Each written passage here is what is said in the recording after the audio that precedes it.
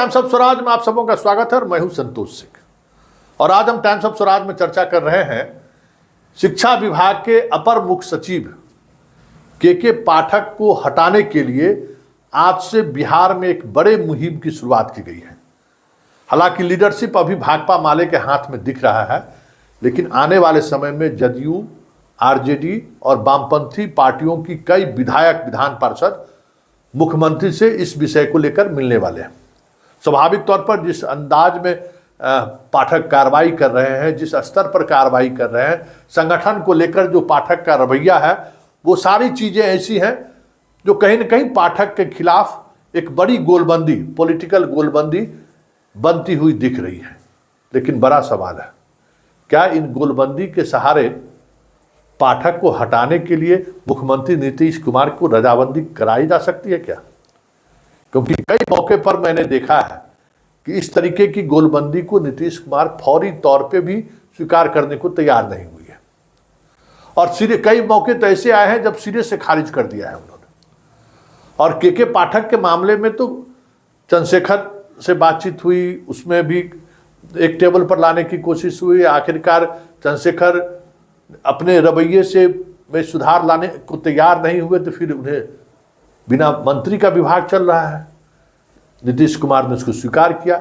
फिर गांधी मैदान में जिस तरीके से उपस्थित हजारों शिक्षकों ने ताली बजाकर पाठक को बधाई दी, और उस दौरान जो नीतीश कुमार ने मंच से कहा कि बहुत लोग शिकायत करते हैं इनके, और मेरा मानना है कि नहीं, पाठक बेहतर काम कर रहे हैं, तो वो भी इंडिकेशन था कि पाठक बेहतर काम कर रहे हैं। एक प्रशासनिक अधिकारी के तौर पर ये बात आप समझ लीजिए कि एक प्रशासनिक अधिकारी के तौर पर मुख्यमंत्री को जो चीज़ें चाहिए उसमें पाठक स्मार्ट हैं, इसमें कोई दो मत नहीं है।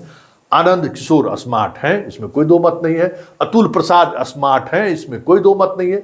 ये तीनों ऐसे अधिकारी हैं जो प्रशासनिक ढांचे में अन्य अधिकारियों से बेहतर काम करते हैं, इसमें कोई संदेह की बात नहीं है। इसलिए सिर्फ इस तरीके के फौरी अभियान से पाठक को आप हटा देंगे, ऐसा होता हुआ दिख नहीं रहा है। लेकिन पाठक ने खुद हटने के लिए जो संजीवनी उन्होंने संगठनों को दिया है, शिक्षक संगठन को दिया है या बाकी संगठन को दिया है, जब तक उस संजीवनी के सहारे पाठक पर हमला नहीं होगा, तब तक पाठक हटने वाले नहीं है। जी हाँ, पाठक को हटाए जाने को लेकर पाठक ने अपना, उनका प्राण कहाँ है वो उन्होंने बता दिया है। अब आप उसको समझ नहीं रहे हैं तो उसमें उसकी क्या गलती है? वैसे पहले देख लीजिए भाकपा माले जो आज प्रेस कॉन्फ्रेंस किया है, क्या कह रहा है, कौन सा चार्जशीट कर देगा, हम इसको मुख्यमंत्री से कह देंगे, सबसे कुछ होने वाला तो है नहीं। लेकिन जरा सुन लीजिए क्या कह रहे हैं भाकपा विधायक। माननीय मुख्यमंत्री महोदय को ये समझना चाहिए, क्योंकि जनता दल यूनाइटेड के भी कई नेताओं ने, राष्ट्रीय जनता दल के कई नेताओं ने इस बात को कहा है कि ये जो संकट दिख रहा है शिक्षा विभाग में, इसका समाधान होना चाहिए। तो इसको करना है अल्टीमेटली माननीय मुख्यमंत्री महोदय को।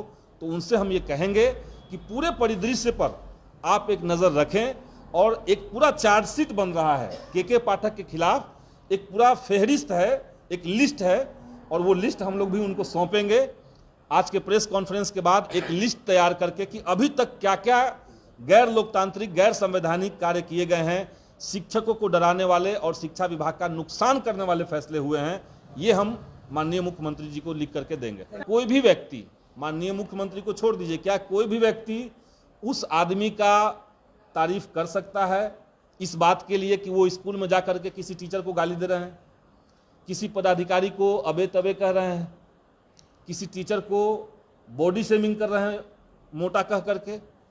इसका तारीफ नहीं किया जा सकता है।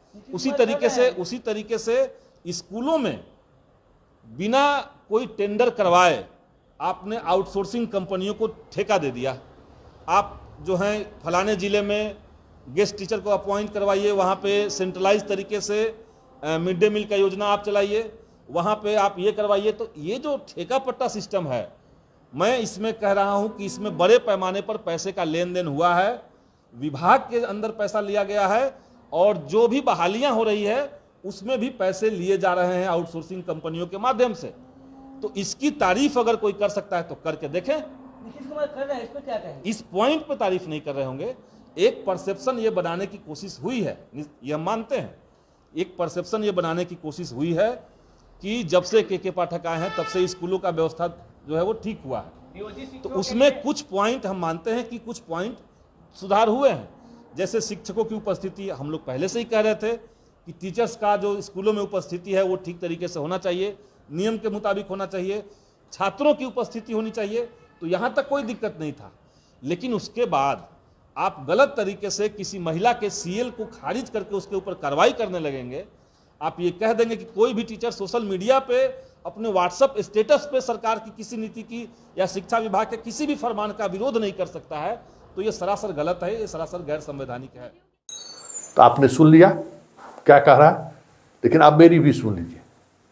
अगर पाठक से आपको इतना ही परेशानी हो रही है तो देखिए, पाठक ने जिस अंदाज से हमला बोला है, किस पर हमला बोला है, जरा उसको गौर से करिए। पाठक के साथ गांव-गांव में लोग खड़े हैं, पाठक के साथ हर ऐसे लोग खड़े हैं जो मास्टर कम्युनिटी से नफरत करने लगे थे, मास्टर कम्युनिटी से जिनको गुस्सा आने लगा था, जो समाज के तमाम नकारा आदमी जो चौक पर बैठकर भाषण देता था, पान खाता था और वो मास्टरगिरी करता था, उससे समाज के लोगों में एक अलग तरीके की धारणा बन गई। और स्कूल में पढ़ने कौन जाता है? गरीब का बच्चा। और गरीब का बच्चा, ऐसा नहीं, हर बाप माँ की इच्छा होती है कि हमारा बेटा पढ़े, हर बाप माँ की इच्छा होता है कि हमारा बेटा कलेक्टर बने, डॉक्टर बने, इंजीनियर बने। उस गरीब मजदूर की भी इच्छा है। तो पाठक जिस तरीके से उस गरीब मजदूर को एड्रेस कर रहा है कि हमें उसे डीएम एसपी बनाना है, वो कहीं न कहीं उसके भरोसे को जीत रहा है। आपने सुना ही होगा भागलपुर में उन्होंने क्या क्या कहा, हमको मेरा लक्ष्य वो मजदूर का बेटा है। इसलिए जो बहुसंख्यक आबादी है जो सरकारी स्कूल में पढ़ने वाले हैं, वो पाठक के इस रवैये से खुश हैं। तो फिर पाठक जाएगा कैसे? पाठक तभी जाएगा जब आप लोग जो गठबंधन बनाकर जो भ्रष्टाचार को बनाए हुए हैं, छात्र हैं आपके यहाँ 500 दिखाते हैं 2000, तो ये जो 1500 का जो घालमेल है, जब तक इस घालमेल को आप तिलांजलि नहीं देंगे, इस आमदनी को तिलांजलि नहीं देंगे, तब तक पाठक हटने वाला नहीं है। जब पाठक हटेगा और 5 बजे नहीं आने वाले समय में 9 बजे रात तक आपको कहेगा कि स्कूल में लालटेन जला के बच्चा को पढ़ाइए, आपको पढ़ाना पड़ेगा, कोई समाज आपके साथ खड़ा नहीं है। हाँ, अगर फर्जी नामांकन के खिलाफ अभियान चला दीजिए, ऐसे बच्चों के खिलाफ अभियान चला दीजिए जो 75% अटेंडेंस नहीं है, रिस्क लीजिए। अगर उस पर अभियान चलाना शुरू कर दिए तब तो फिर पाठक की विदाई तय है, क्योंकि पूरी दुकानदारी नीतीश कुमार का बंद हो जाएगा। नीतीश कुमार जो पोशाक, खाना, स्कॉलरशिप जो बांट रहे हैं, विद्यार्थी जाए चाहे न जाए उसके घर पहुंच रहा है, जैसे ही उस पर अगर अंकुश लगेगा तो लोगों को गुस्सा आएगा। उसमें भी मुहगरहे को गुस्सा आएगा, लेकिन मुगरहा का गुस्सा आएगा तो नीतीश की को परेशानी बढ़ेगी। इसलिए वहाँ हमला कीजिए। पाठक का जो नाभि है ना, जो नाभि बता रहा है 75% अटेंडेंस वाला, उस पर हमला करिए ना, 1 सप्ताह के अंदर पाठक की विदाई हो जाएगी। नहीं तो वैसे आउटसोर्सिंग को लेकर भ्रष्टाचार ये सब चलने वाला नहीं है पाठक के पास। पाठक का मिजाज अलग है, पाठक हट नहीं सकता है। पाठक के हटने का हम आपको रामबाण दे दिए हैं, उस पर सोचिए, ईमानदार बनिए, समय पर जाइए, बच्चों को पढ़ाइए और गांव के लोगों का दिल जीतिए। नहीं तो पाठक ने तो दिल जीत लिया है, और ऐसा दिल जीता है जिसका अंदाजा शायद आपको नहीं होगा।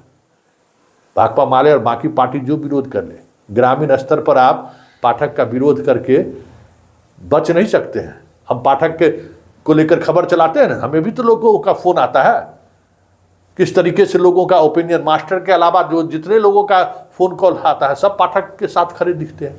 मैं भी तो महसूस करता हूँ, इसलिए लक्ष्य वहाँ है।